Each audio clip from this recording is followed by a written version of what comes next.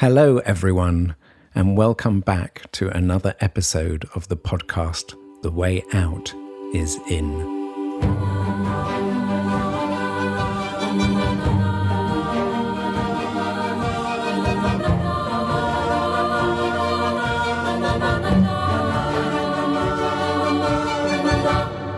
I am Jo Confino, working at the intersection of personal transformation and systems change. And I am Brother Phap Huu, a Zen Buddhist monk in the tradition of Zen Master Thich Hanh in the Plum Village community. In this episode, we're going to be looking at the whole issue of eco-anxiety, the risk of ecological collapse and social dislocation. And yet, there is a path to a new way of living that's based on community, on support, on love. And in this episode, we will explore whether it's possible, changing our minds, changing our hearts, changing our future.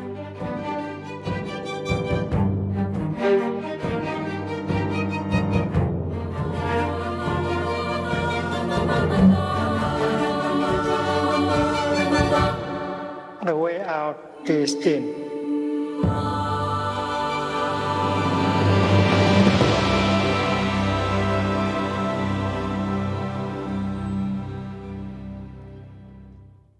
Hello and welcome back. I am Jo Confino. And I am Brother Phap Huu.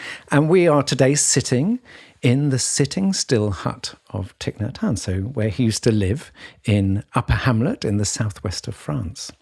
And you may occasionally hear the sound of nuts falling from the tree above onto the roof, which sort of provides us a moment to sit back and reflect on the fact that nature is all around us.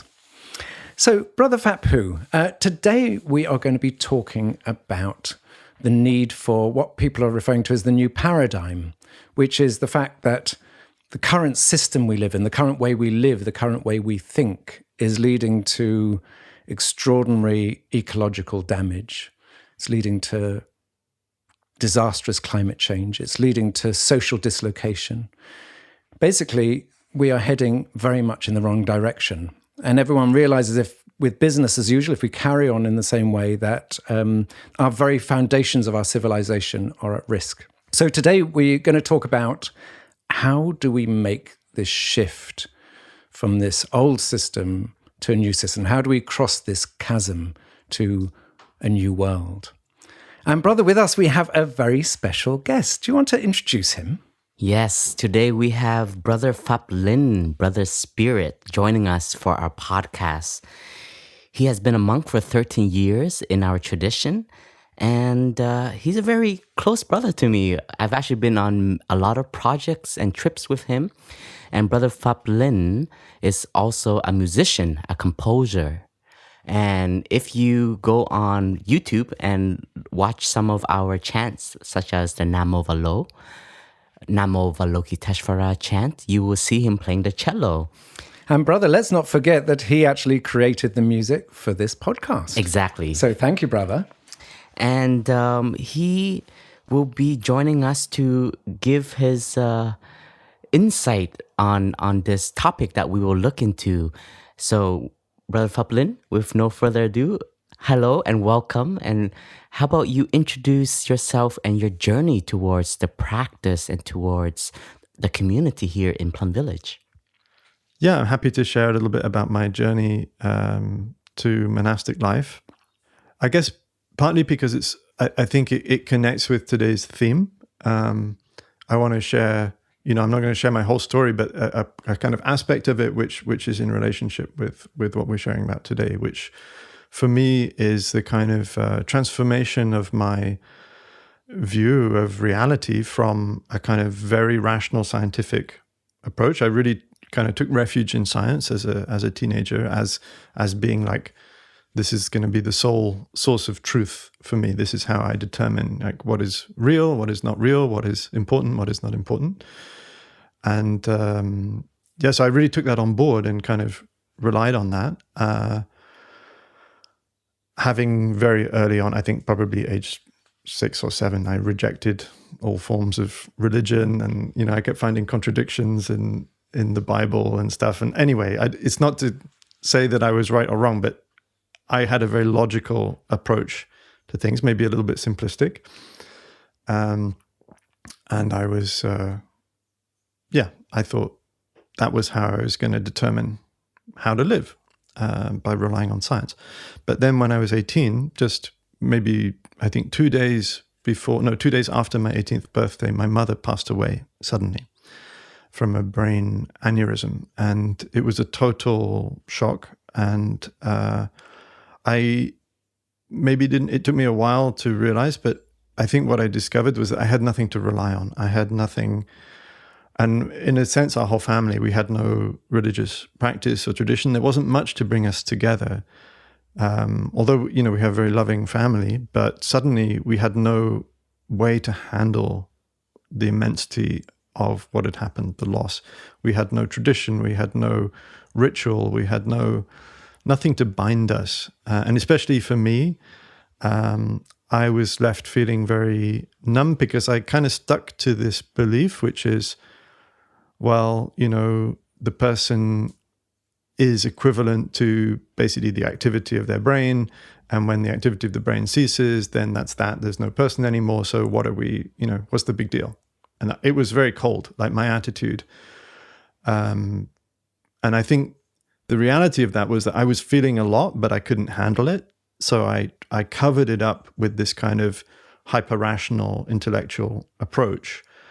But that left me very dry and empty. And in fact, for about a year and a half after that, I was kind of numb and cold. I didn't feel anything. And I think I was also quite aggressive and maybe not so nice to be around, for people who maybe had other views or other feelings about, something deeper or important in like a kind of sense of meaning or love or something more cosmic, something bigger.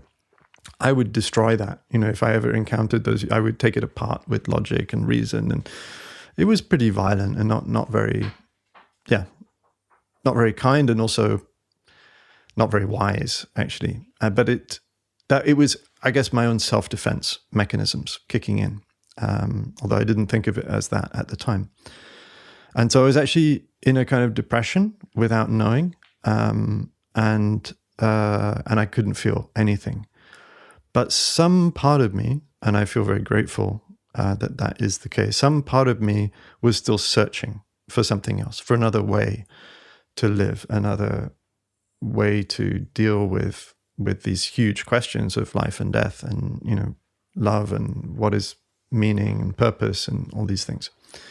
What do we do with this one precious life? I was still searching, and I consider myself just very, very fortunate to have been surrounded by good friends who helped me gradually, despite all my resistance, to start investigating other ways. So I started looking into spirituality. My girlfriend at the time bought me Siddhartha by Hermann Hesse. I read that. I remember being very touched by watching the film Kundun and Gandhi. And so something was being awakened in me. And then another one of my friends found out about Plum Village and Thich Nhat Hanh. And he said, well, this guy, he's supposed to be enlightened. And as soon as I heard that, I sort of thought, well, okay, if I'm going to make a decision about,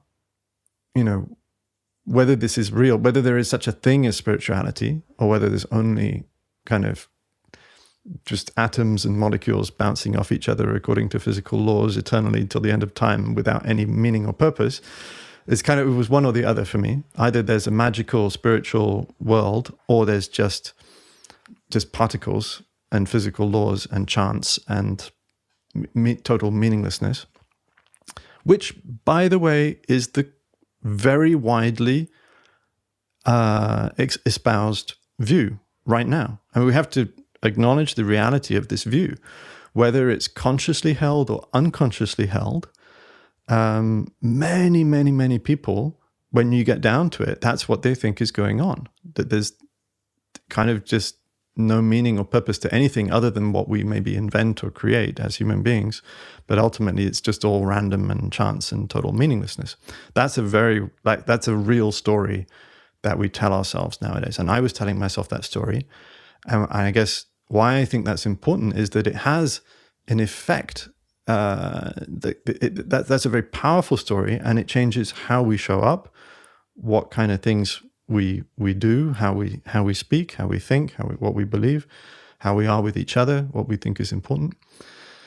So anyway, I was very lucky that I had people around me who helped me to examine other possibilities. And once I found out about TWOII, and they said, "Oh, this guy's enlightened," so I thought, okay, well, if anybody knows, it's probably this guy. So if I'm going to try to determine which one it is, either it's random and meaningless or magical and full of meaning and depth and significance, I should go and visit and see what he has to say. At least, just out of intellectual curiosity and honesty, I have to try. So 4 of us, we were all studying together at Cambridge. We all made our way that summer to Plum Village. And I don't know to what kind of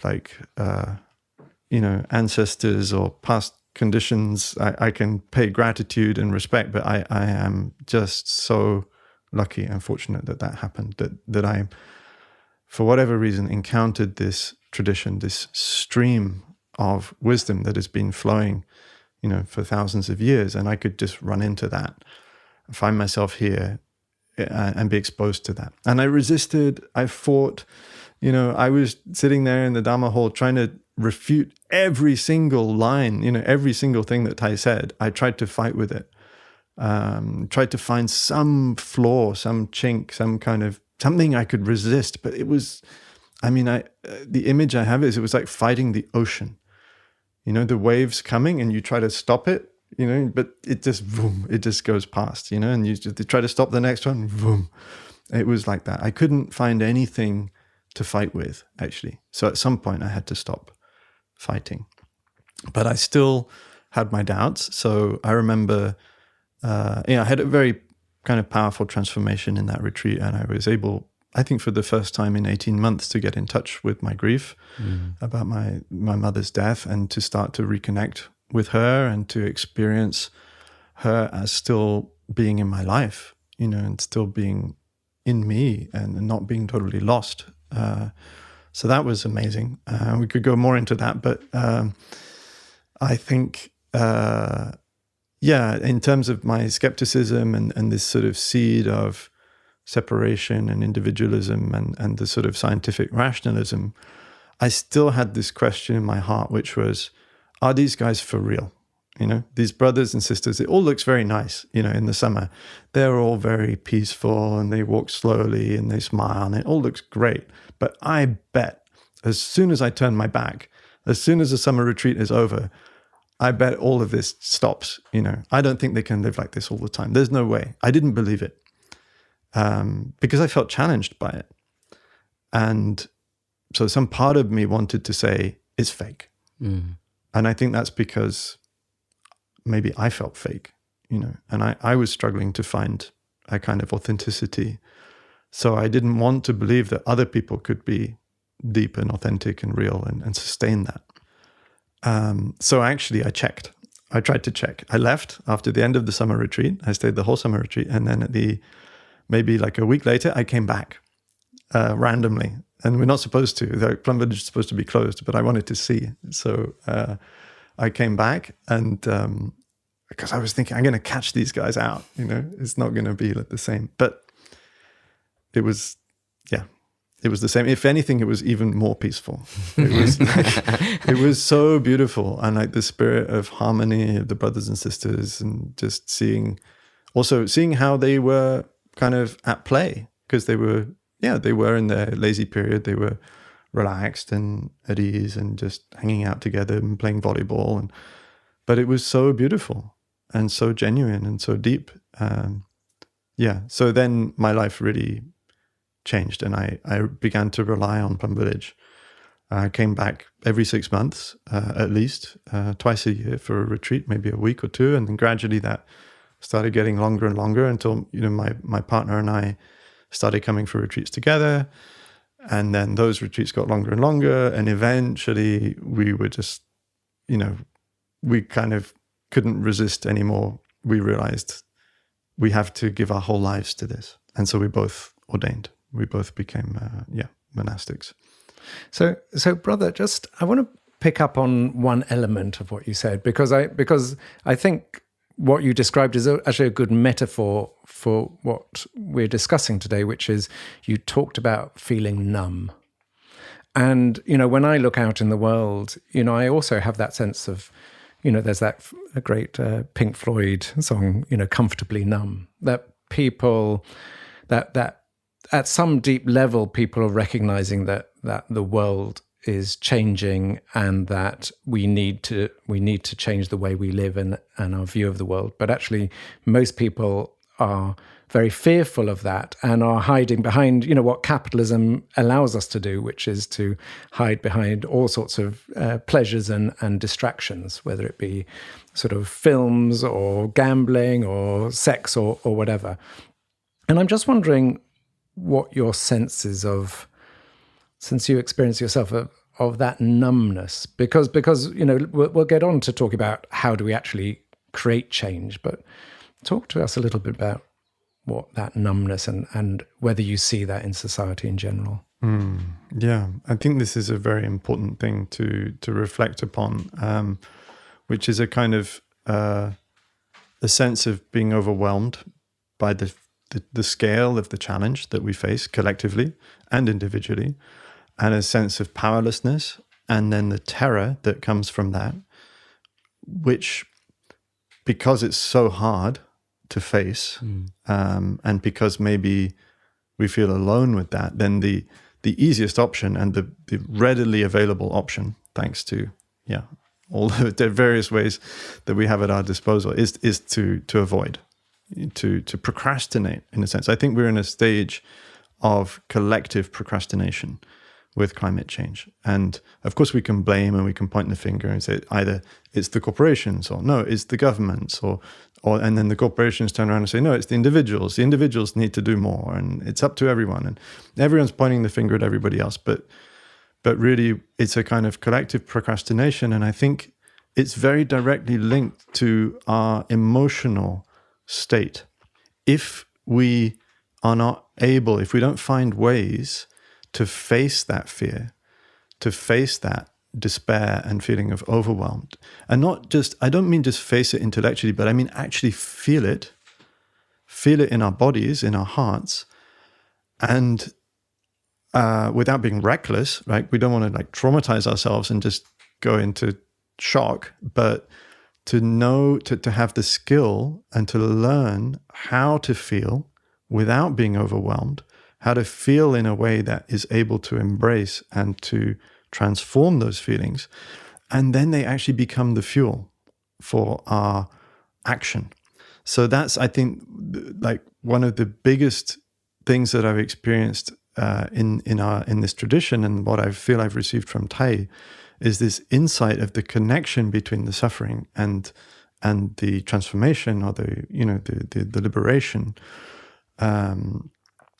And for me, it's very direct. It's like, as long as we keep finding ways to numb ourselves, and of course, that's made easier and easier. I always think of auto next episode, autoplay on YouTube or Netflix or whatever. It's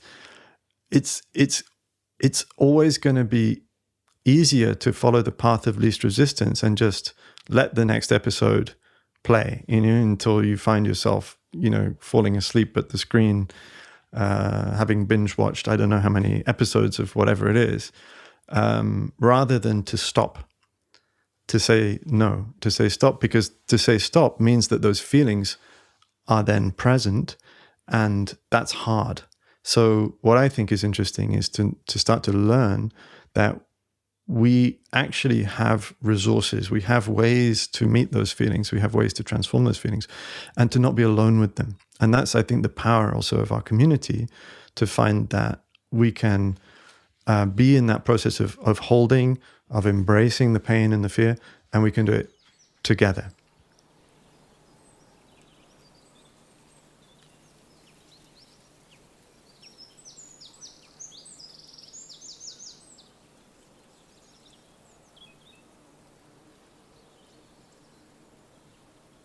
Yeah, so Brother Phap Huu, I wanted to ask you that's a lovely segue, because as you were talking, came up in my mind was once when I interviewed Thai, I asked him, I said, Thai, why is it that when we have so much science, because there is a good purpose to science as well, when we have so much knowledge and understanding of the direction of travel and the fact that we're heading towards potentially cataclysmic collapse, why is it that people aren't responding?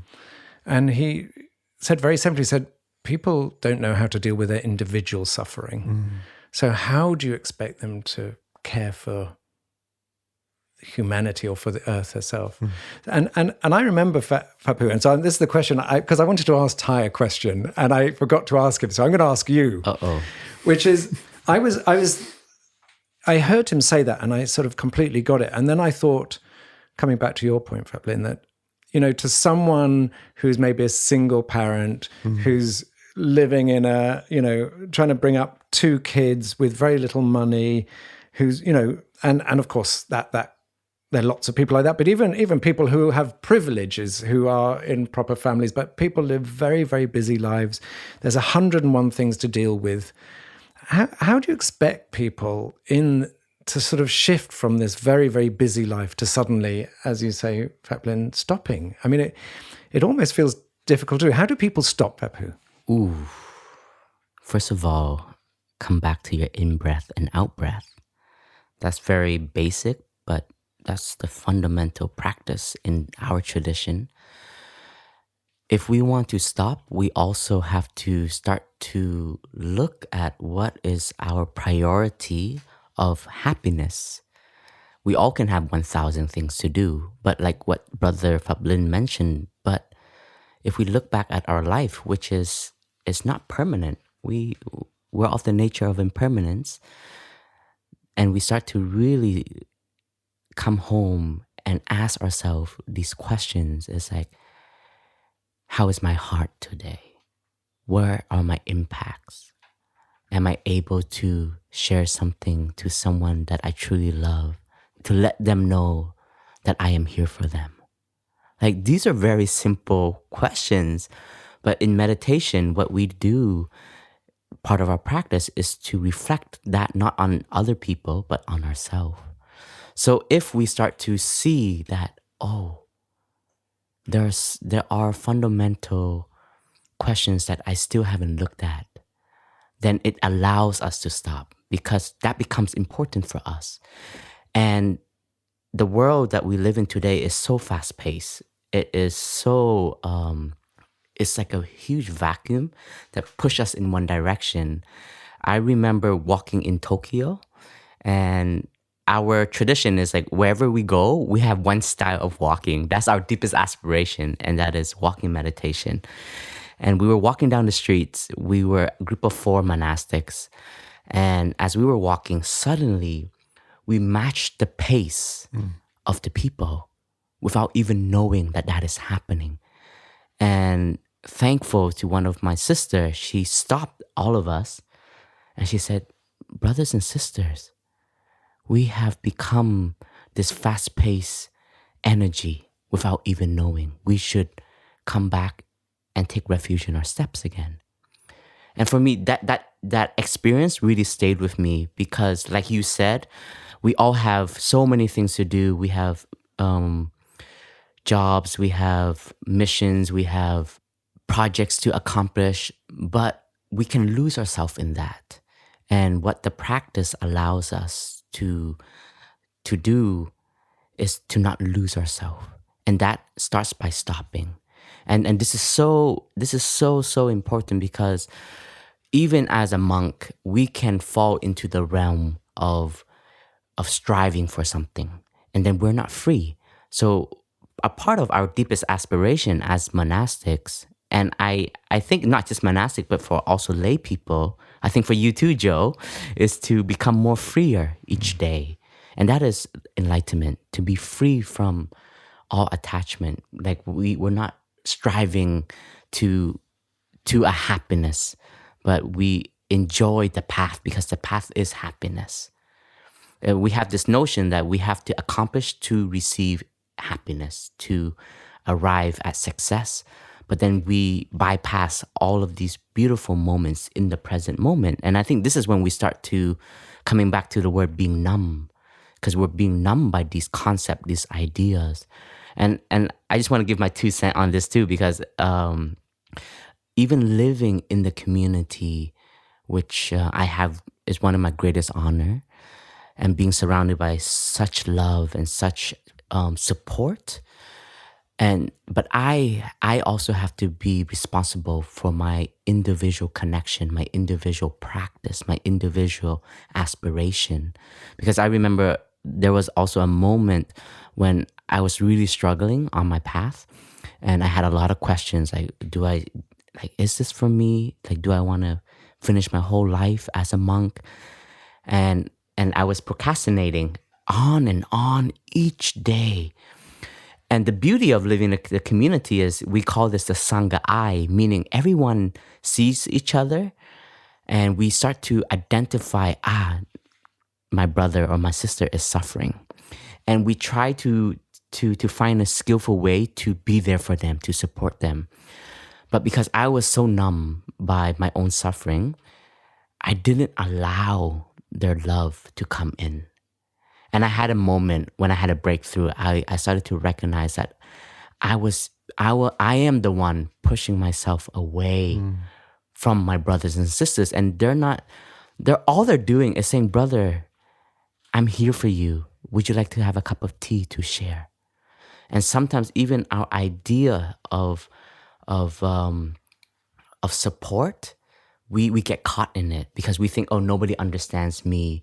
My brothers, my sisters, they're just trying to tell me to be mindful, quote unquote, be happy. But that is my deepest aspiration. But because of this feeling of aloneness and this feeling of like, and that for me is also being numb, like cutting yourself off from everyone. And that moment when I recognize that and I stopped. Every time this thought came up of me trying to push myself away from everyone, I came back to my breath. I came connected to my heart, and I said, I need to allow these brothers and sisters, these friends into my life. Let them support me. And so sometimes I feel like we do have particular conditions, but if we know how to stop and really identify them and change our view, things can change. We have a new opportunity.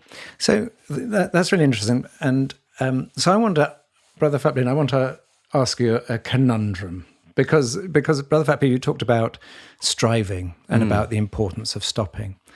And yet, we have now entered what people are calling the decisive decade, that we have 10 years, or actually 9 years now, because the decisive decade started a year ago, to turn this ship around. In other words, if we do not reduce our emissions, if we do not change the way we live our lives, if we do not sort of transform our economic system, et cetera, then if we don't do that within 10 years, then game over, then we hit uncontrollable change and irreversible change. So that is quite tough, because if you just take that on board, we've got 10 years, and I see so many people who work in the environmental movement, sustainability, et cetera, who are burning out because all they think is, oh my God, it's so urgent. If we don't act quickly now, then all is lost. And you have people burning out, but actually what they're doing is they're living exactly like the old system, because you think what created the system was striving, it was competitive, it was fast-paced. And then you have the people trying to save, quote unquote, this planet, the civilization, but they're acting in the same way. But what would you say to them, Phap Linh? We've got a decade to turn it around. Everything's slow. Everyone's procrastinating. These individuals feel it's my job to save the world, and yet they're burning out. What's your advice to them?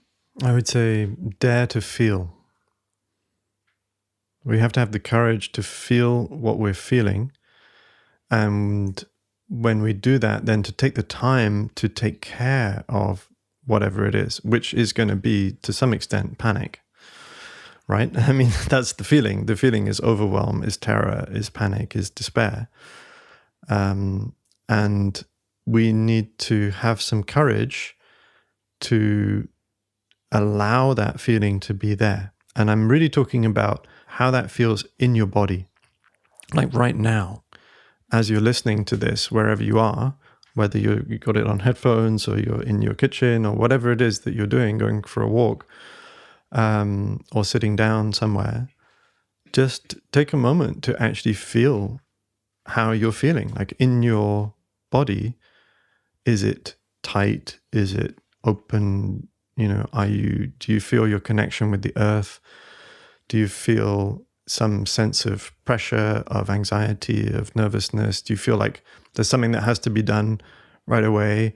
Or do you feel actually free to do the things that you have to do in the day in a peaceful way? And whatever feeling is there, we cultivate a spirit of non-judgment. So even if the feeling is of a kind of discomfort, of being pressured or rushing or stress, we want to actually, instead of feeling like, oh, that's a bad feeling to have, I shouldn't have that feeling, I need to get rid of that feeling so that I can be peaceful and free, that only creates more stress. So the first thing to do is to accept whatever feeling is there and to allow it to be there. To say, hello, my feeling, I know you're there and I am here for you. And it's okay to be there, and you can be there as long as you want. And suddenly, the feeling in your body, you may find, if you can actually communicate like that with yourself, you may find already that there's a transformation. There's a kind of relief of just like, oh, okay, I can just be like this. I can feel like this. It's okay.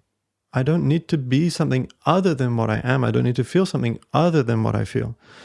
And that's already very powerful. That's actually a kind of self-therapy, it's self-soothing that we can do.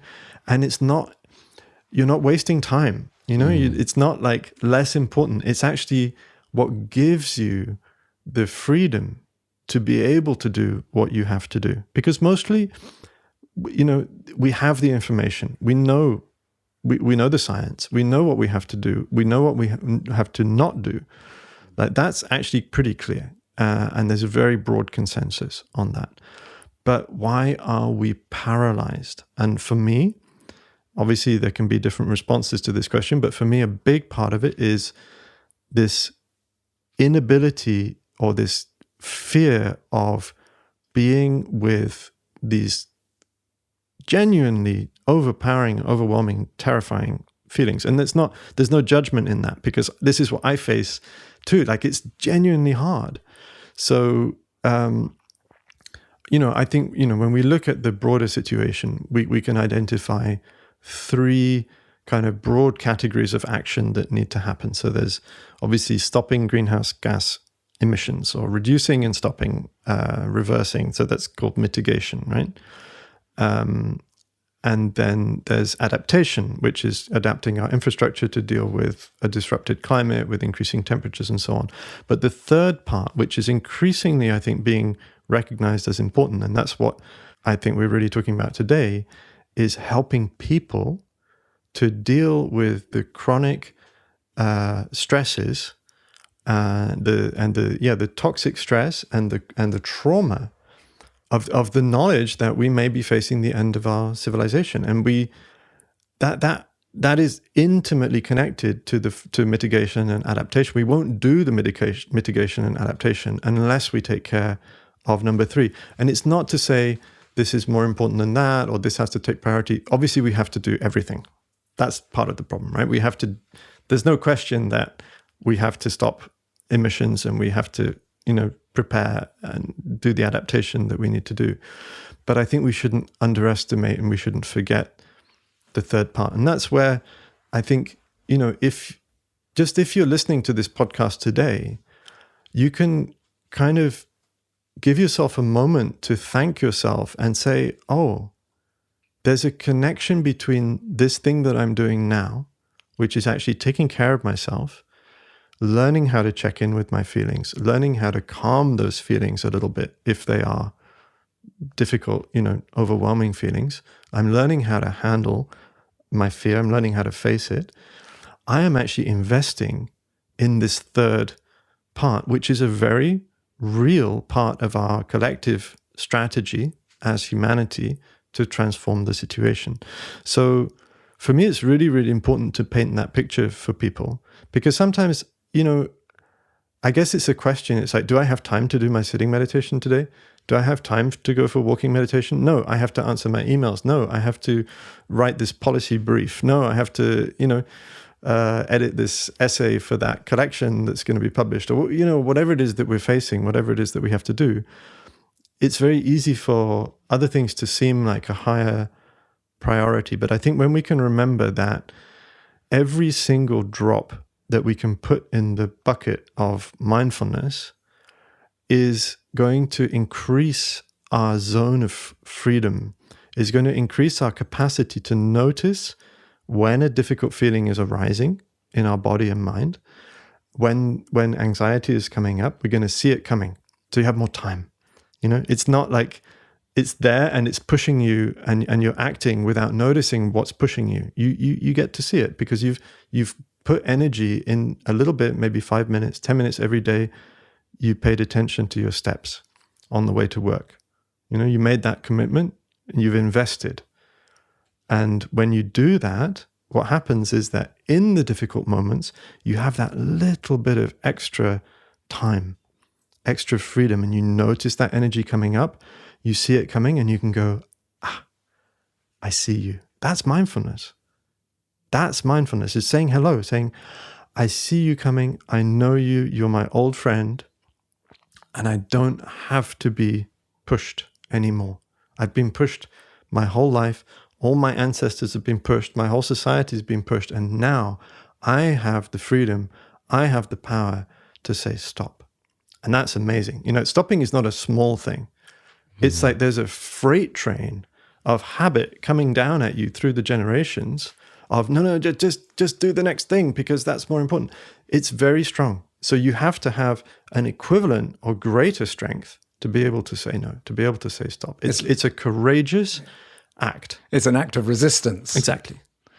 And brother, it's very difficult in times of change because there are all these activists out there who have woken up, who are putting, sometimes in the global south in countries, they're putting their lives at risk to save forests. They're activists all over the world who are rising up, who have woken up and who are taking action. And what's your advice to people who are sort of, who look out in the world and see most people asleep and are trying to have their voice heard? It reminds me of an episode of the film The Matrix, where there's someone who's sort of joined the revolution, and everyone in the revolution against this, the Matrix is leading this very harsh life, and one of them actually betrays them, and he meets the agent, yeah. and they're sitting at a dinner table, and he's eating a steak and drinking a glass of red wine, and he looks at it and he says, "I know this steak and this red wine are not real, but I would rather believe they're real than to live this difficult life." So besides the stopping, for all those people who are taking action and suffering because they're trying to help people wake up, what can they do? How can they almost be at peace rather than sort of, it can feel like a battle? Well, I think, we all sometimes have the energy of judgment coming up, of thinking others are not doing enough and feeling like we're doing a lot and wanting others to come on board. And maybe there's frustration sometimes, like, why don't people just, help out and join the struggle? And I think we have to be alert to that as well. And we have to be able to say hello to that too, because that's also a kind of friction on our own ability to continue. It's actually one of the things that may contribute to a burnout. If we start feeling that kind of negativity all the time, that kind of blaming, it's not to say that it's wrong in a sense. I mean, it's like, it may actually be true in the sense that other people are not doing enough. But the point is that we have to keep our sovereignty We have to keep our peace, our freedom, and to know when we're being kind of colonized by that energy of judgment and hatred, and we have to know how to handle that too. And then what's amazing is that when we are able to handle that, and when we're able to keep doing what we're doing with a spirit of invitation, it's a kind of like, when you do what you do with love, first of all, you don't burn out. You know, when everything is motivated by love, you don't burn out. And it's inviting because you look like you're having a good time. You know, you look happy, you look relaxed, even though the work may be very hard, you know, and you may not sleep as much as you'd like. And, you know, it's not necessarily going to be all just a bed of roses. It's going to be difficult. But when you know that everything is motivated by love, and when you know how to take care of, the anger and the judgment and the frustration when it comes up, as it will, very naturally, you know how to recognize it, you see it, and you go, hello, my old friend. I'm here for you too, you know. And you can listen to that part of yourself. See that it's good. It's also contributing. It's trying to, in its way, protect you, or, you know, it has a role to play. But in a sense, we make a deeper choice. We say, I'm not going to cultivate that. I'm not going to come from that spirit, because like you were saying before, that's kind of part of the old paradigm. And that's what I'm committed to. I'm committed to a new paradigm, which is a profound transformation, really just a different way to approach everything. And if you can realize that, to whatever extent you can realize that, it's just more inviting for others. And in fact, you achieve the result that the anger wanted to achieve in a more powerful way.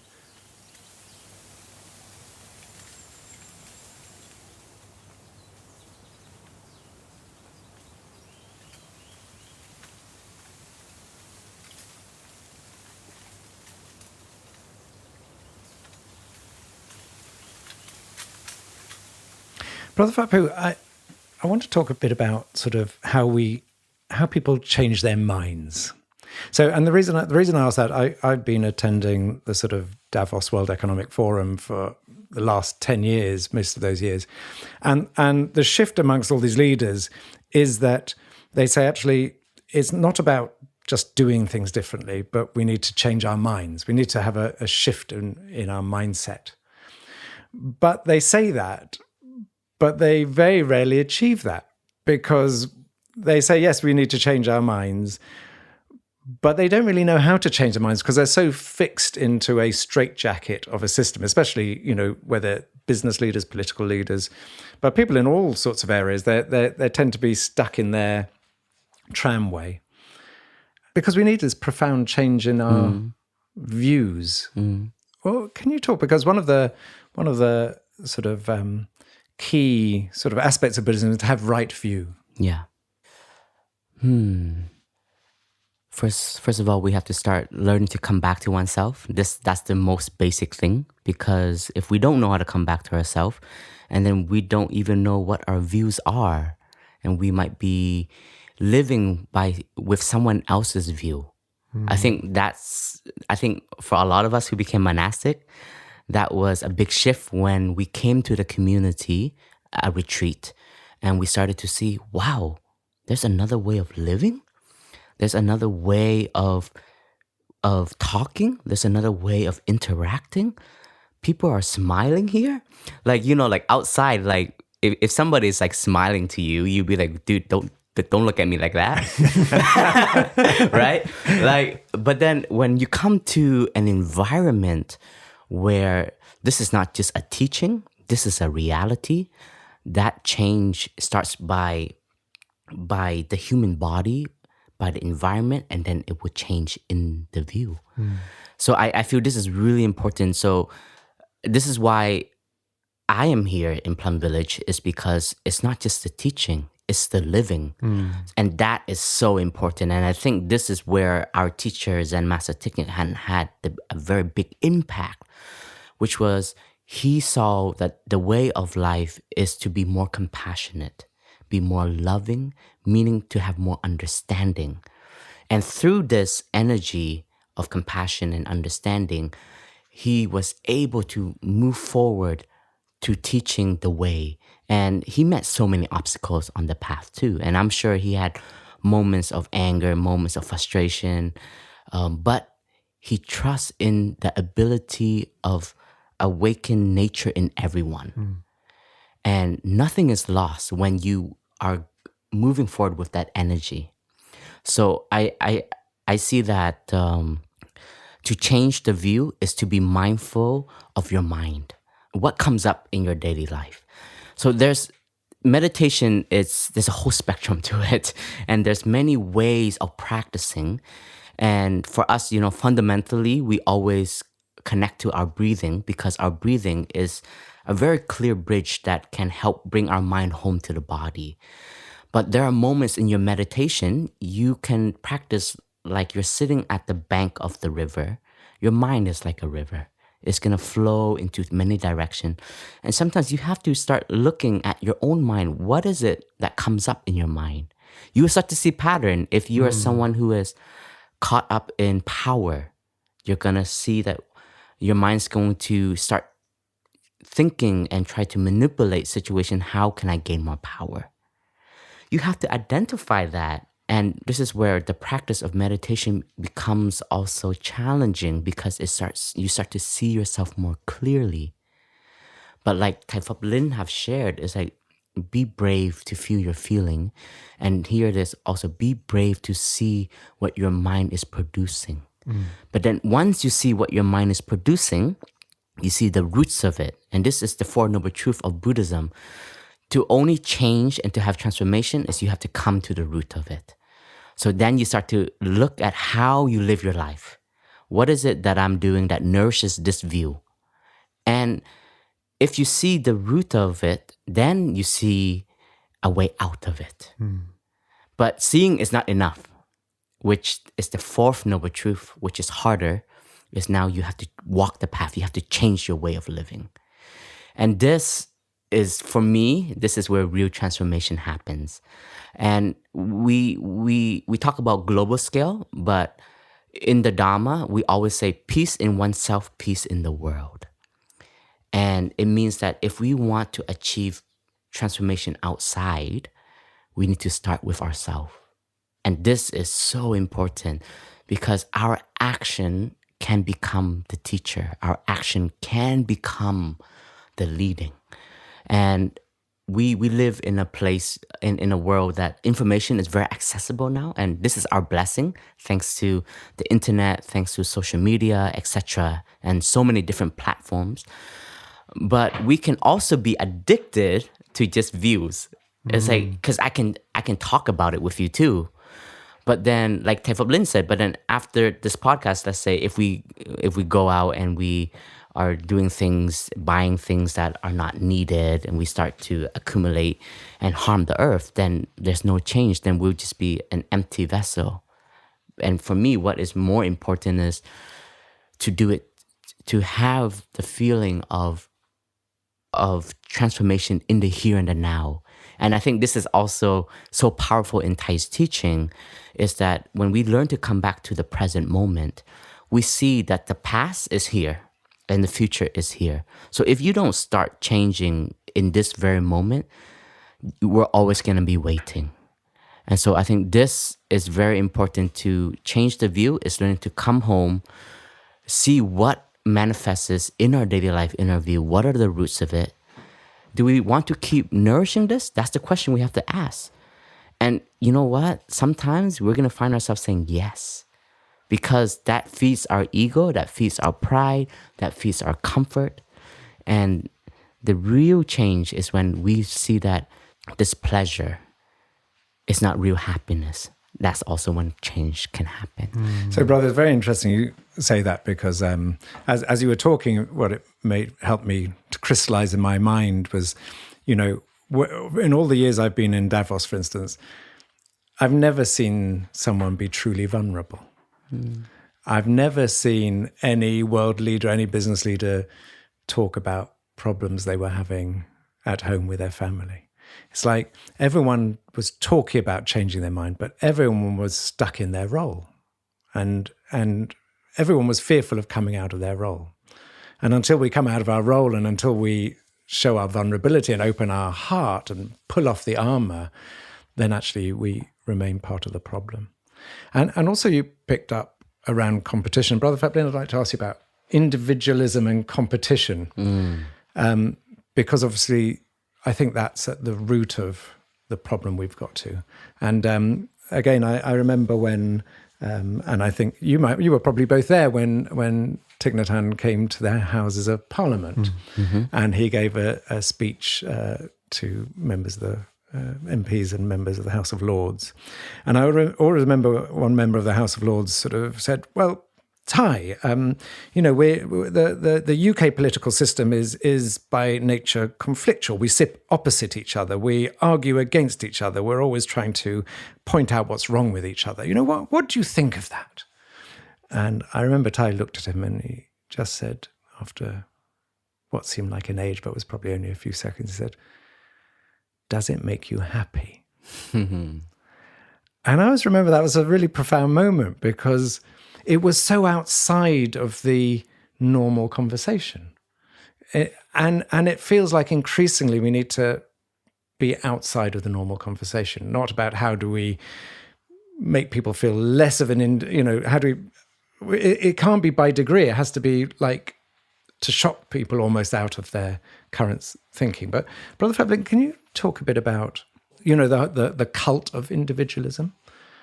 I mean, it's rather recent in human history, and also how we move beyond that. And then maybe after that, we can talk about Plum Village as a community, and it may be an example of a different way of living. But can you shed some light on that? Yeah, thank you for that question. I think it really is one of the most important things for us to examine and to see how do we bring transformation at this level, at the personal and the collective level, because in a sense, we know, right? Intellectually, we know that that we live in a profoundly interdependent world. That everything depends on everything else, and that the only way to change the system or the situation is to kind of adopt that new vision, that new understanding. And this change is happening in biology. It's happening in economics, it's happening in social theory and political theory. Everybody's starting to see more aspects of this interdependence. And in a way we get it, especially if we're practitioners, we kind of like, yeah, sure. Interbeing, interdependence, right, I'm down with all of that. But when we look at our actual behavior, our day-to-day actions, we may still be, to some extent, caught in the habits of the old paradigm. So when you talk about, I liked your question to Thich Phap Huu before as well about like, how do we change our view? Because ultimately, that's what it is. It's a whole belief system. It's a whole view of what is the nature of reality. Are we individuals? Are we selfish? Are we? Does altruism really exist? Can we be good people? Are there such things as bodhisattvas and saints, or is that just all kind of trickery and fakery? Like, is it really possible to transform this kind of self-interest that we all have, of course, to take care of our own needs? And do I have enough food, security, emotional, support, comfort? Do I take care of my loved ones first and my family, and kind of like, hope for the best for everyone else? But, when it comes down to it, it's number one is first. Like we know that there's some, like, if we're going to make this big transformation, we're going to have to deal with these kinds of beliefs. And intellectually, we get it. Intellectually, we are many of us already on board. But when we look at our habits, maybe we don't see the transformation yet. So that's when it's kind of when the rubber hits the road of the practice, is like, how do we make that shift? And Thich Phap Huu has given a really beautiful answer along those lines already. And I think a part of that, when we start to see, okay, let me identify. So first, I've identified that, okay, I am still acting to some extent from the paradigm of individualism. I am still mainly concerned with number one, maybe my immediate circle of loved ones. But ultimately, when it comes down to it, I'm kind of like, okay, am I going to have enough? Am I going to have enough? You know? And can I have more of whatever it is? And so we have to ask ourselves, okay, well, what are the roots? What are the roots of that way of understanding reality? And then if I can identify the roots of it, I can identify how am I feeding that view? What is the source of nourishment? And that's where you can make a change. If you can stop the source of nourishment that's coming into your life, that's feeding that view and that belief, then you can start to move into the new way of seeing, yourself, the new way of conceiving of what is a human being as an interdependent, interbeing reality, interconnected, like a community being, not just a separate cut-off reality. So that's my question. Like, what are the roots? What are the things that are feeding that? So I'm really interested in stories. I think we are still in the grip of some very, very powerful collective stories, kind of cultural narratives that are perpetuated, even though many of them we don't believe in anymore. But the transformation hasn't reached all the way into, for example, film, media, novels. So most of the novels you'll read, most of the superhero films you'll watch, or any other kind of film, they'll still be in that world of individualism, or even good against evil, or of kind of competition at some level. So we haven't yet started telling these new stories. So in order to do that, we have to identify, well, okay, so what are the elements of these old stories that we keep retelling? So I'm really interested in this question. So one for me is the kind of nature red in tooth and claw. That's in a way it relates to the selfish gene theory and this kind of idea that science tells us, through evolutionary theory, that basically everything at the base depends on competition. And ultimately, that's what we're all about. Like, if you really look deep into your own heart, what you'll find is that you're just a machine, a biological machine that exists to reproduce. And you'll do anything ultimately to guarantee your own continuation into the future, and to secure that and to protect that. Well, that's a question. Is that actually true? Like, what's the actual evidence for that? And that's where it gets really interesting, because I remember reading Richard Dawkins, aged 15, and being terrified by it, because I thought, well, okay, this is what science is telling us. Science is telling us that any altruism that I feel is just a kind of trick. It's a trick to get status in the group, to be more attractive to a potential mate. And ultimately, it's still just about selfishness and trying to reproduce. And I thought, wow, if that's true, that's a very bleak picture of reality. And what I want to emphasize is like how prevalent that story is. Consciously or unconsciously, we're still living with that. And it manifests in all kinds of ways. That has very profoundly shaped the roots of our current economic thinking. That we're all considered in current economic thinking to be rational actors, which basically means everybody's out for themselves, looking after their own interests. And so we actually base all of our economic theory on that assumption. But it's wrong. And that's the amazing thing, that science, the modern science, is now telling us that that's, even from the point of view of evolutionary thinking, that's not true. So now we talk about multi-level selection theory. It's a little bit technical, but it basically means that we don't only evolve as individuals in competition with other individuals. We can also evolve as groups, as communities. And humans are a profoundly, social communitarian species. And so we have evolved many, many ways. In fact, probably more important than the competitive side of us is the cooperative side of us. But we're not telling that story yet. And we need to tell that new story. We need to tell the story of ourselves as communities of love, of cooperation, of brotherhood and sisterhood. And this isn't just fantasy. This is not just made up because it sounds nice. It's actually what we are. That's maybe more important than the competitive part of us. But then that story, we need to let that story penetrate through into our fiction, into film, into novels, into music, into songs, everywhere. We need to be retelling this new narrative. And luckily, I think that is starting to happen. But we can all contribute to that. We can all sort of research it, study it, look into it a little bit more, and start to notice, like, when are we being manipulated by these old stories? Like a really strong one, I think, is this idea of the tragedy of the commons. It's like a cultural meme or even a scientific meme.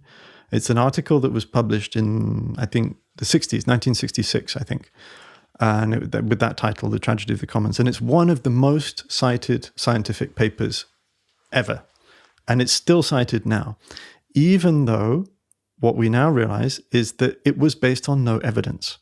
It's incredible. Like when you actually look into it. So what is it about?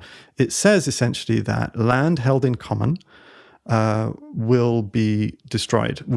Any resources held in common without private ownership, without being divided up into private property, will be wasted, will be destroyed. So the sort of story goes that in the past, in the Middle Ages, all British towns had a common, like a green in the middle, where anybody could go and graze their cattle or their sheep or whatever, and it was open to everyone. Nobody owned it. It was owned collectively.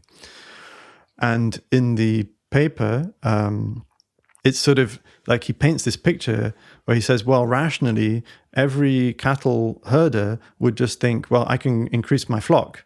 I'll just get another cow, and then because everybody will do that, suddenly, there won't be enough and will destroy the commons. But he just made it up. That isn't actually what happens. That's the amazing thing. So we really urgently need to change these stories that we're telling, check the evidence. And luckily, there are people who are doing this. So Elinor Ostrom won the Nobel Prize for Economics in 2009 because the research she did into this question, where she actually said, well, no, hang on, let's have a real look at the evidence. Let's look at all the cultures in the world where they are able to have property, held in common with no private ownership. And let's check, like, can they manage it effectively? And the answer is yes, first of all, in many cases. And then she said, well, how are they doing that? Like, what are the principles that they have in place that allow them to effectively manage the commons without destroying their environment and without the need for breaking it up into pieces? And this is important because it still governs, current policy. Like right now, there are areas of Canada that are being privatized and broken up because of this belief, this ancient belief, which is based on no evidence. It's just incredible how strong it is. I remember being in university and hearing this again and again, tragedy of the commons, to the point where I just thought it was true. I thought, oh, wow, what a pity. We just, unfortunately, we can't share. That's what it means, ultimately. We're just not able to share, and we'll always end up fighting. But that's not true. So we need to find lots and lots of examples and start telling each other, start reminding each other, start showing each other, no, look, like here in Plum Village, like you were saying, here's an amazing example. Like none of us own a car, or none of us have a separate bank account. Pretty much everything we have is freely shared. And it's beautiful. It's amazing. It's an amazing way to live, and it's totally possible. So let's find these new stories. Let's start telling them in lots and lots of different ways. And so then when we do that, tying it all back together, it's like identify the roots of the old views, see what is nourishing them in terms of the media that we consume. What are the news stories? What are the fiction stories? What are the conversations that we're having? What are the things that we're taking in that are reinforcing constantly these old views? And stop or limit. You go on a diet, a kind of media diet, can I find better sources of information? Can I find sources of information where these new stories of cooperation, collaboration, kindness, altruism, and love are being told? Can I nourish myself with that? Then my view will start to change because I'm taking in different food. Then you change your mind. Then you start contributing to that change by telling those stories. It spreads beyond you. And then maybe you change your environment. You change your way of living because you have faith that this new way of living is possible. And then we come together as groups and we organize ourselves and we learn, like, okay, how practically do we do that? How do we create a community? What are the principles? This is not a problem that hasn't been solved. This is a problem with solutions.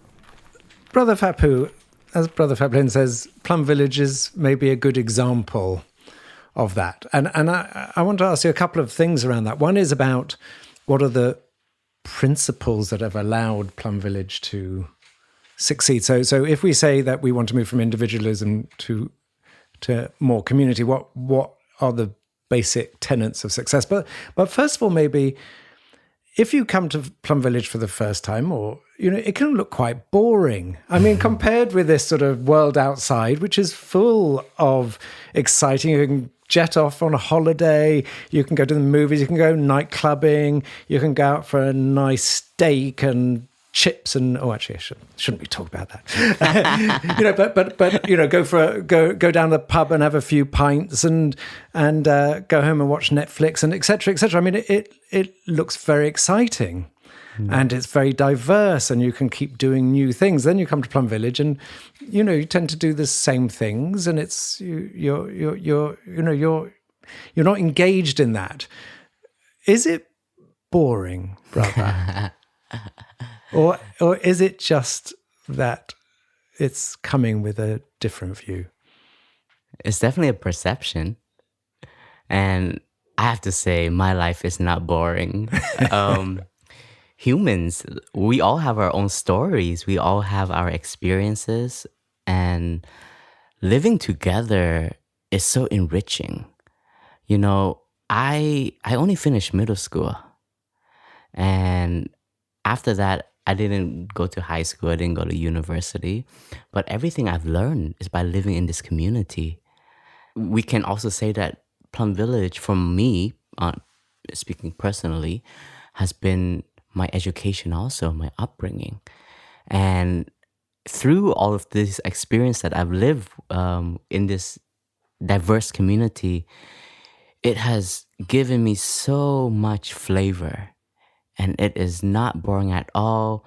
We sing, we learn different cultures, we get to eat all interesting meals because each of us come from a different mother, a different grandmother with different recipes. I've learned new ways of speaking, new ways of telling a story.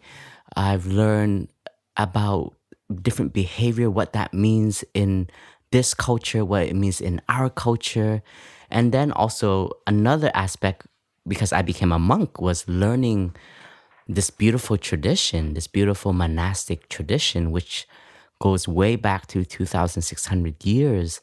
And we are an evolving community. We're an organism that is living. We're not statues. So we all have life, we have joy, we have happiness, and we have suffering. So, just to speak and say, no, my life is not boring. If anything, sometimes there's too many things going on. And I'm just like, wait, what am I doing as a monk? Like, shouldn't I be just like looking at a tree? No. But here we are. And also because the direction of our community, which is engagement, which is having hundreds and thousands of people come throughout the year, especially before the pandemic and at one stage after this pandemic,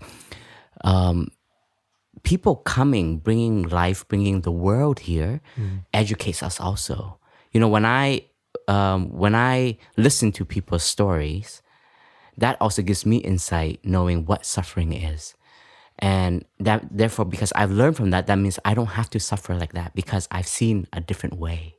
And so that is also very entertaining. So yes, we don't watch like Netflix and movies like I guess like every day like people, but from time to time our community we do watch very wholesome movies or documentaries and things like that to keep us also engaged with what is happening in the world. So we have done many workshops on the climate. Yesterday we just had a workshop on the LGBTQ plus community for us to continue to learn, evolve. So we're very rich in a way, and I feel like in the community, because community is made out of people. And what is it that makes us have more fun? Is people, right? Because you go clubbing to be with people. But here we party, but we party with tea. So we're all very sober. We're all very present. So you're not going to do something really stupid and embarrassing. So you're going to be very alive. And Jo, you've experienced a Lunar New Year celebration here, right? It is with just monastic lay friends in the Dhamma. Wasn't it fun? Like the amount of like interaction and etc. I think the thing that it adds, the flavor it adds in particularly for me is intimacy. Because I think with all these entertainments, things to do in the world, they're things that might excite our mind in that moment.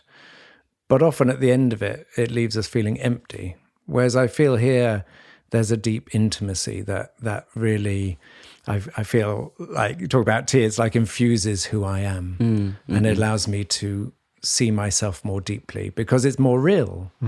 Exactly. And that's why this podcast is called The Way Out is In, because the whole purpose is to say, not to look for the answer out, because that's never the answer. It's an avoidance. And here, it may on the surface look boring, but the truth is it allows us to take that extraordinary journey into ourselves and into life, you know, and it feels like that is the new, you know, people in the 16th century used to getting on a small boat and go to the far horizons to search for new lands. And I think we are here looking for new lands. It feels like an adventure, but adventure going in rather than adventure going out. So yeah, and Thet is not only intimate, but is joyful. And I think that's the other thing, that often outside these things you can do are they're momentary, but they're like a firework display in the night sky. They look beautiful, but after 20 minutes it goes dark again. Right. Whereas here it feels that the joy here is lasting. It stays. It stays. Yeah, it has a big impact. Yeah. So coming back to like our community, one of your question is what are some of the principles? So this is not a Plum Village. It wasn't born from the Plum Village community, but we have changed the language a little bit. So in Buddhism, you will hear about the 6 harmonies, and this comes from the time of the Buddha and his community. And in the 6 harmony is what really keeps us really united and also keeps us on the same line, meaning that in a community, I do feel a direction is very important, and a direction gives energy. A right direction, which is a right view, will be very encouraging, and it gives us energy to move forward. And if there's no direction, then at one point we're all going to be so lost, and then chaos can happen, right? If everybody has different views, then there's no harmony. So the first harmony is learning to live together physically in harmony. We all live in a monastery under one big umbrella, and we all have to know how to live together. So in Plum Village, compassion is our one of our foundation. So we all learn to eat vegetarian. So Joe, if you come here, you want to eat a steak, I will ask you to please leave the Upper Hamlet property and you can have your steak somewhere else. But in Plum Village, that's one of the harmonies, and we learn to respect this direction. It cultivates our aspiration. So learning to be in harmony with each other by our action, daily action. And we have mindfulness trainings. So for monastics, for monks, we have many precepts that helps us stay in line with our deepest aspiration. That's what the precept is. It helps us stay with our aspiration, because our habits, some of us lived in the world much longer, so we have a lot of worldly habits, and it needs signs to say, hey, don't do that. That goes against your aspiration. And then for the lay community, we also have the 14 mindfulness trainings, which you have undertake, as well as the 5 mindfulness trainings. And those are very fundamental guidelines that keeps our community in harmony when we live together. The second is we learn to share resources. Like what Phap Linh shared is we don't have a personal bank account. We don't have a personal car. None of these houses is under any of our names. And this is the insight of Buddhism, which is we're here, we're present, but we're all connected. And nothing actually belongs to you, because one day you're not here anymore. And where does that go? Right? So by living in this spirit, it also carries the teaching and then the intention of wanting to protect Mother Earth. We have seen that by living together and by sharing, we reduce so much. It's this idea that I want my own car, Phap Linh wants his own car, Joe, you want your own car. Then suddenly, if that's the case, we won't even have space for you. Our monastery will just be a parking lot for for all of the monks and all of the nuns and all of the lay friends, right? But you break free from that idea that by traveling, you can travel together, and it's actually much more fun. And we share material. This is a real practice, not just by eating together, but even when a brother, he receives a care package from his family, we are taught to learn to share that with one another. And that's a very basic human kindness, but we forget about that because of our greed. But when you do it, and I think there is actually science proof that when you share, you're more happy. And this becomes our reality. So whenever I receive a package from my family, or even from Joe and you, Paz, when you give us some gifts, I'm not, oh, this is my chocolate, I'm going to eat it alone in a corner. Of course I can do that, but that's not happiness. I can bring it to a table with other friends, and I can say, hey, this was love from our 2 dear friends. Let's enjoy it together. And you see the other people enjoy it, that becomes your joy.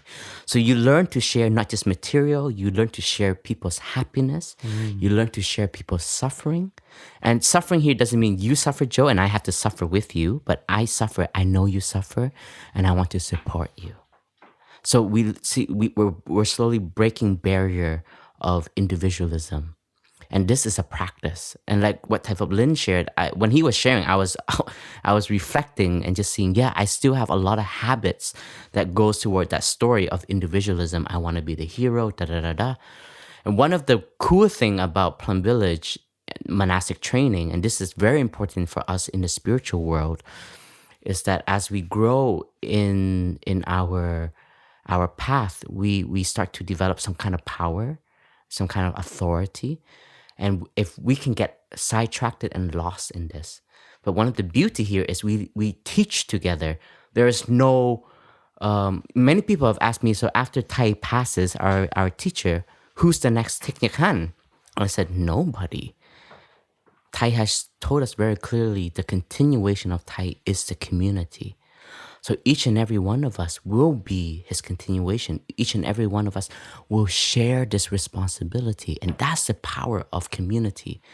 And today I can give the Dhamma talk, but tomorrow, Thap Phap Linh, the next day, it is another sister, etc. So we share this responsibility that also protects our ego and that protects our arrogance.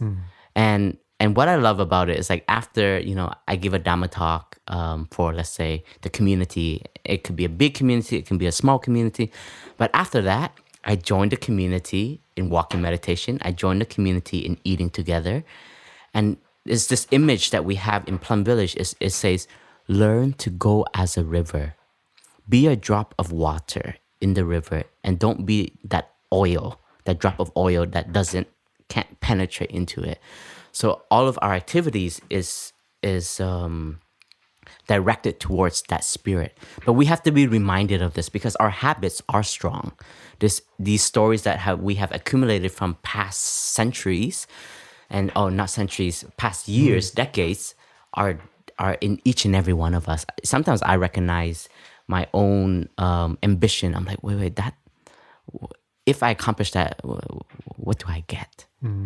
But then when we accomplish it together as a community, we all benefit. So that's sharing. And then we have the ethics of sharing the same principle, which I talk about the mindfulness trainings, how to conduct ourselves in the way of life. If not, then it becomes like a circus. Like anybody can do whatever they want. Then there's no harmony and there's no spirit of going in one direction.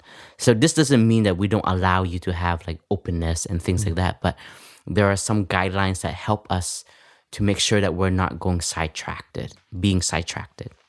This one is really important, is sharing insights and views. We all have views, we all have ideas, and we learn to share it and we grow with it together. And sometimes insight and views can change, and that helps us to grow. And we have a lot of meetings, we have a lot of sharing, and we learn to also let go of our views. We've been talking a lot about views because sometimes our views can be the obstacle to happiness. So we learn to be in harmony. We learn to listen. That's so important. We have to learn to listen. And the fifth one is sharing from the heart, meaning we want to communicate. Communication is a way of life. And connection, right? We all want to be connected, and our speech is such a bridge. And we all learn to cultivate loving speech here. We learn to speak the truth, but there's a way of speaking the truth that is not harmful and decisive and discriminating. There's always a way of showing suffering, but in a different way. And there's a way of sharing our appreciation with gratitude than looking for people to feed their ego. How is it? Like, yeah, you're not just pumping them up. We're not just pumping them up, but it's a real connection. Like, I'm so grateful for that. And when it's done from the heart, it's very different than you're just bluffing, or the other language is you're not kiss-assing, right? You're ass-kissing, right? Sorry. Do you want that edited out, brother? No, let's keep that. And the last one is harmony of thoughts. We have to learn to listen to one another, to learn to be open to one another. And this is a real training, and we're all still doing it. And one thing to also be reminded is that we're not looking for perfection. Plum Village is not perfect. We all have our flaws. We are still growing. We're still evolving. We're going to have many more mistakes that's going to present itself, and we have enough courage to look at it and say, wow, that was wrong. And then let's transform it, let's change it. And that is a very strong view, but that's a very important insight to have, that we're not a perfect community. Yeah, and I think, if as you're listening to this, you're wondering like, okay, this is all very well, but, I got to go back to my cubicle, or I have to go back to my work, and where am I going to find community in my life? I think, so, okay, I would make a suggestion. So one thing that we now know is that a sense of community develops around a shared vision or a shared aspiration. So how do we create that shared vision or that shared aspiration? Well, the first thing is just to get together and to talk about it. So even as a company or in your team, or even as a family, as a school, as a classroom, whatever groups that you're part of, and it can be multiple, we all belong to multiple different groups, we could organize a time to sit down together and say, okay, well, let's hear, so for each of us, what is the most important thing? What are our most important values? And can we identify from all of those values something shared, a collective vision or aspiration?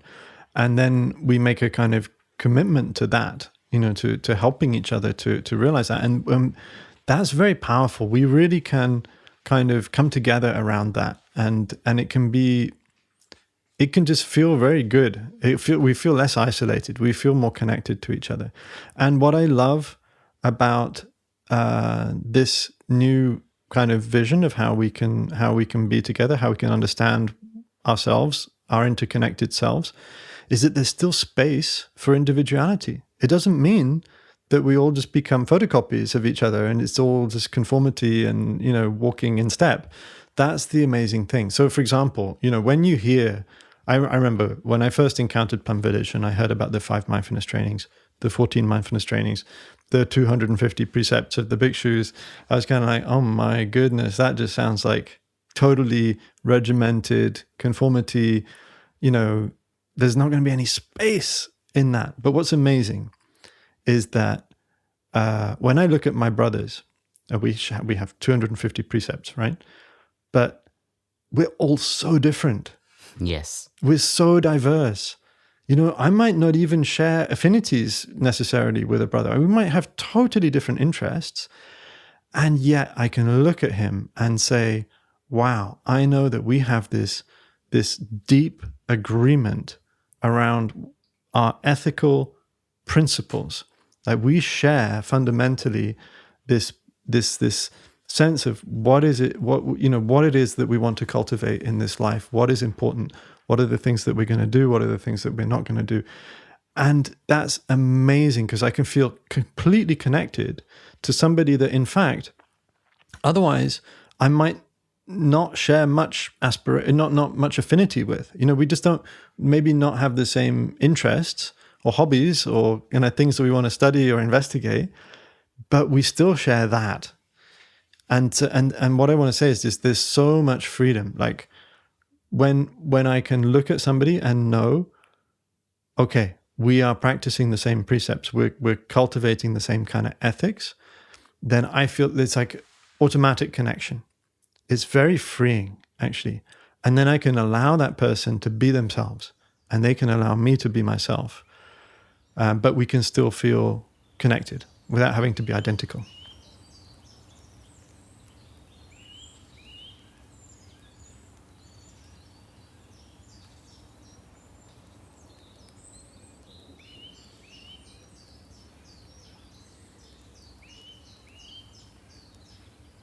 So, brothers, just finally, what's on my mind is this sort of sense of there's always an opportunity in difficult times. In fact, there's only an opportunity in difficult times. In difficult times, it's the only time there's an opportunity. Because, of course, I remember my dad wrote me a letter once, said, life is not about not for me to hand you a rose, but to hand you an onion that you peel every layer and you cry. It's like we find ourselves through suffering, and it's the suffering we go through in order to find the joy. We can't bypass the suffering. So can you, Brother Phap Linh, maybe first talk about the opportunity there is now? Because at the moment, they say it's darkest just before the dawn.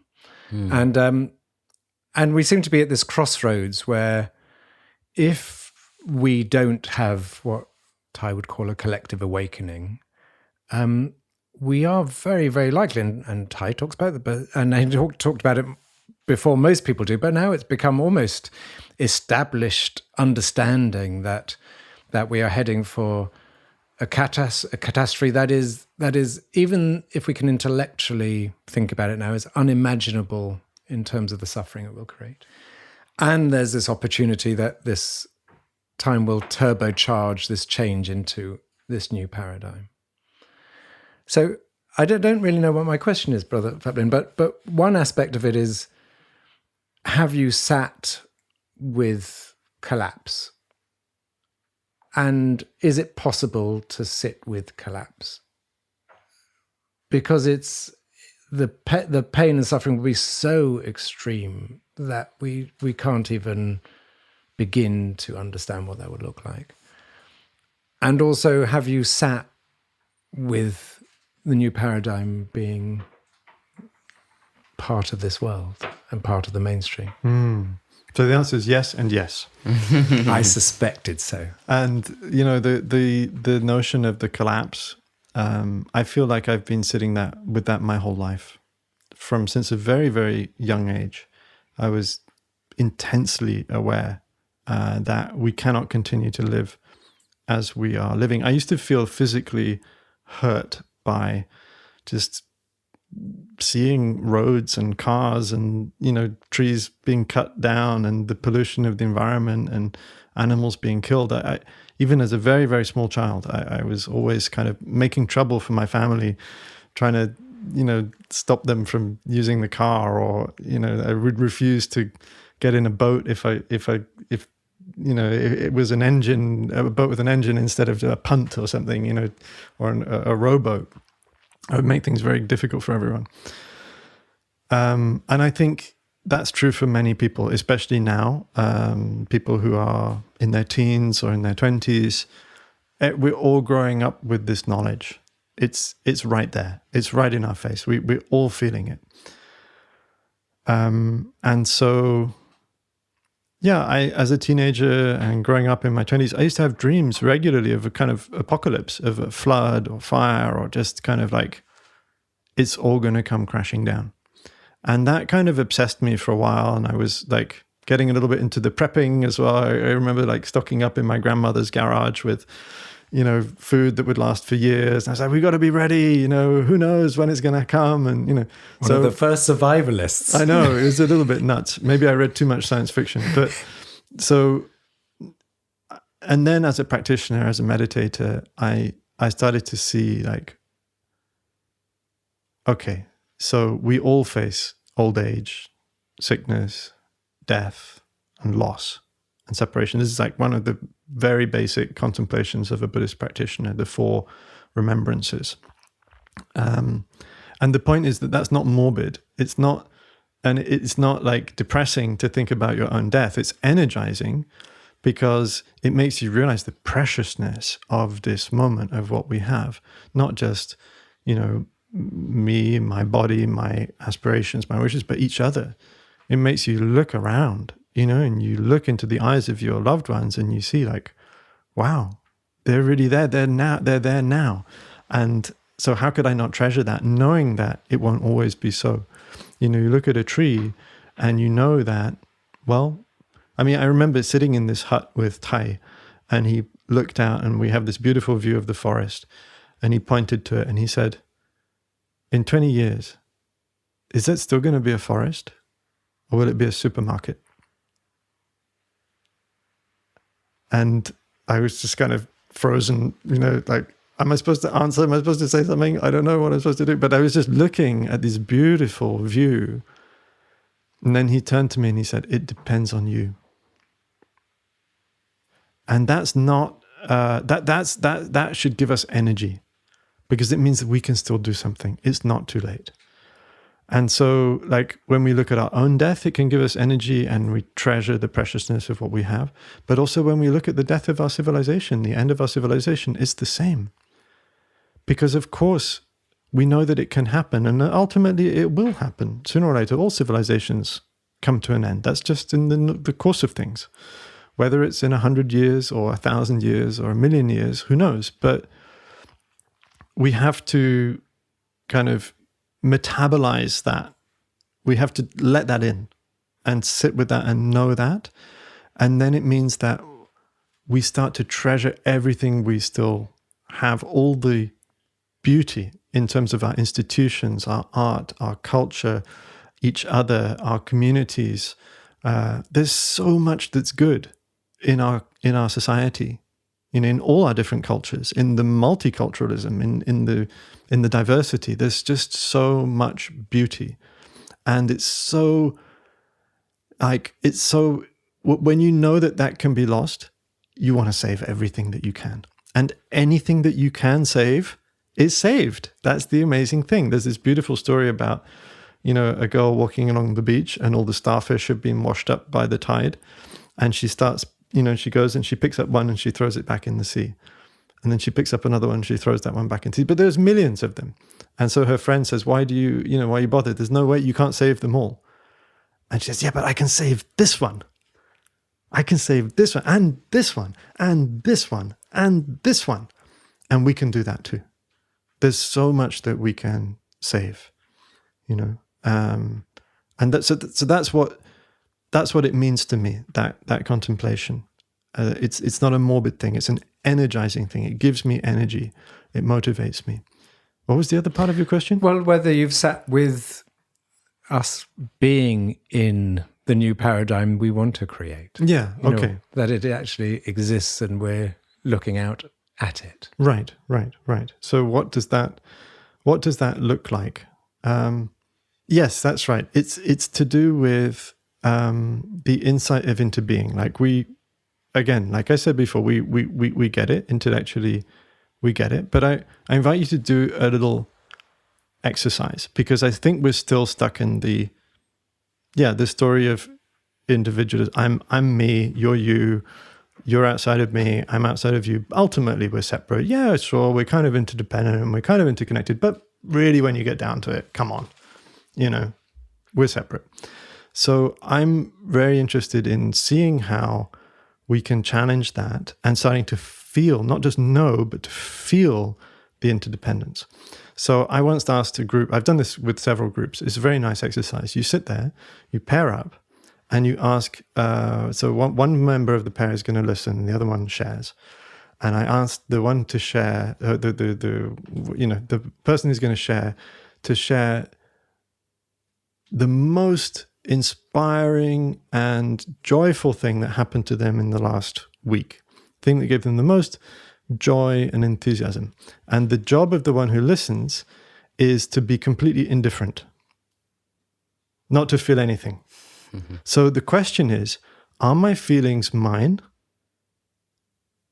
Do I have feelings that are mine, that are separate?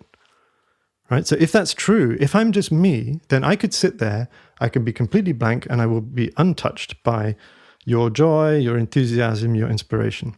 So it's an experiment. Right? So you sit there and you try to be completely blank, you try not to smile, you try not to let your eyes sparkle, you just sit there and you say, yeah, whatever. It is impossible. It's completely impossible. I mean, it was a real revelation for this group that I did it with, and they all shared, and then we switched around and they tried to be indifferent. And I was like, okay, so did it work? Could you sit there and be unmoved? And they were like, no, it's like just completely impossible. So the point is that we feel each other's feelings. So what we think of as mine, it's not mine. It's ours. When you have joy, I feel joy. I can't help it. Mm-hmm. When you suffer, part of me suffers too. It's everything that we think of as mine is not only mine. It's both collective and individual. And that's what we can start experiencing and there's lots of playful, creative ways that we can start to share that, to teach that in schools, to get in touch with it ourselves as meditators. That's just one example. But I think it's nice because it's concrete. It's something we can do. And right away, then, you're going to start to think about yourself in a different way. You're going to start to see yourself in a different way. You can't start to conceive of yourself as a different entity, a different phenomenon, one which is more like, I like to think of having no edge. It's like we think of ourselves as being bounded by our skin. It's like the edge of me is my skin. But if I can feel what you're feeling, then well, it's immediately obvious that my edge is not my skin, right? That you're in me and I'm in you. So it's very concrete. Thank you, brother. I love these sessions because I feel I come in as one person, and I feel I always leave as a slightly different person.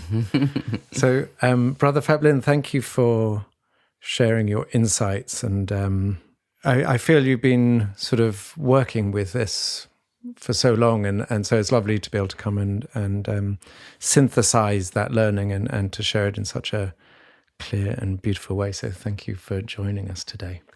So, dear friends, we hope you have enjoyed this session as much as we've enjoyed it. You can hear all the other podcasts in this series. The Way Out is in on Apple Podcasts, on Spotify, on all other platforms that carry podcasts, and also on the Plum Village app.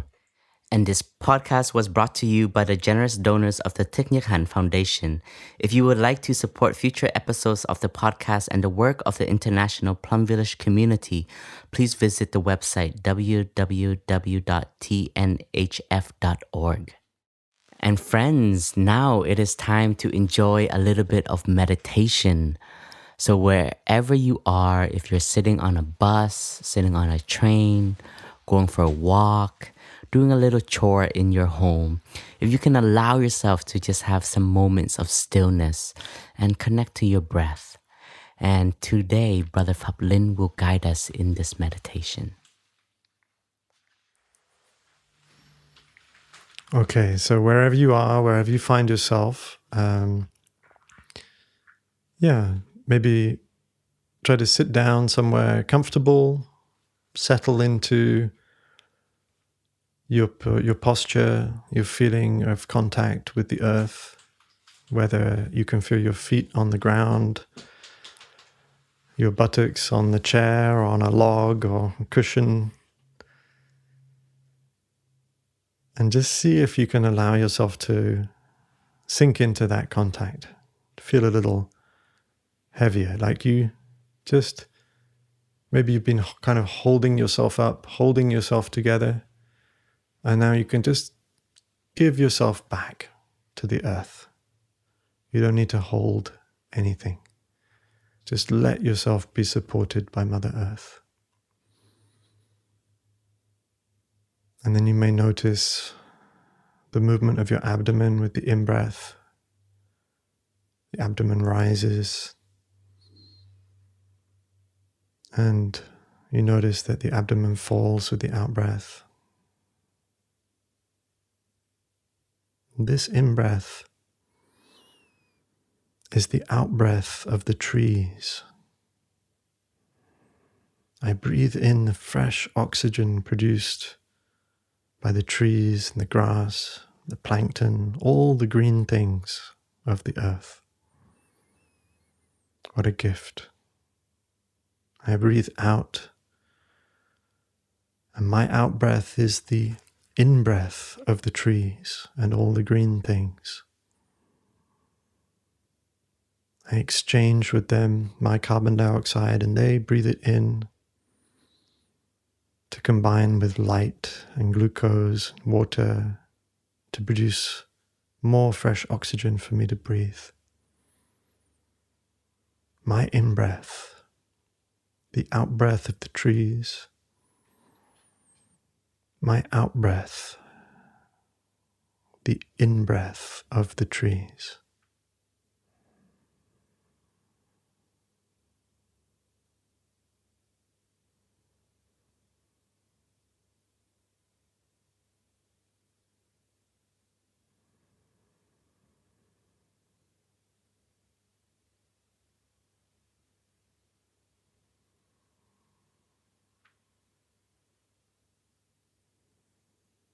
As I breathe in, I feel the warmth in my body.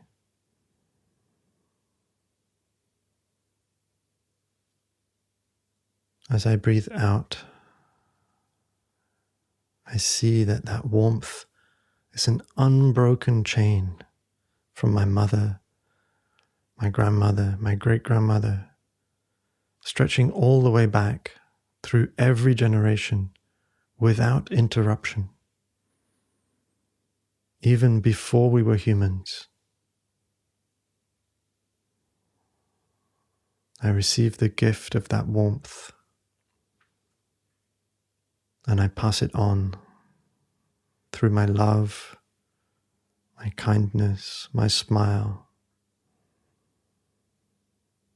to my friends, to my colleagues, to my children, students. The gift of life and warmth I receive, and I pass it on.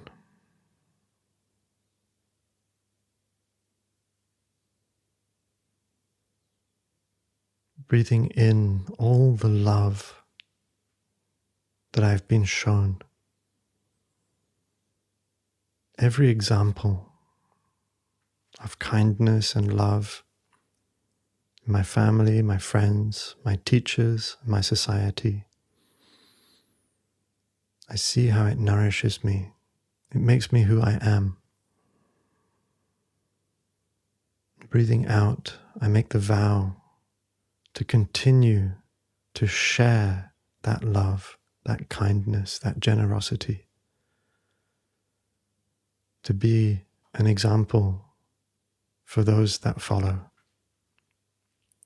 To my friends, my family, my students, my colleagues. Breathing in love. Breathing out love.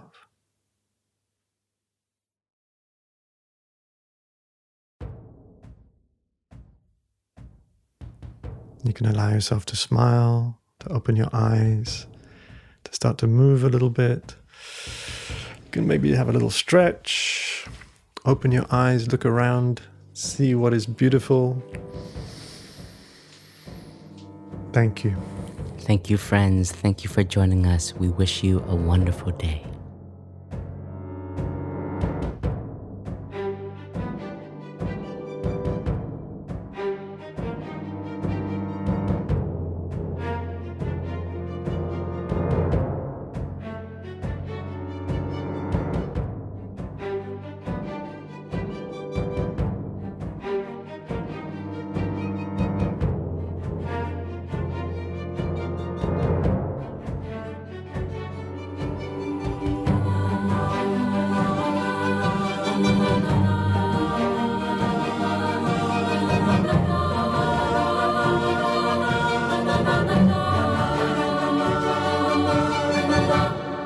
The way out is in.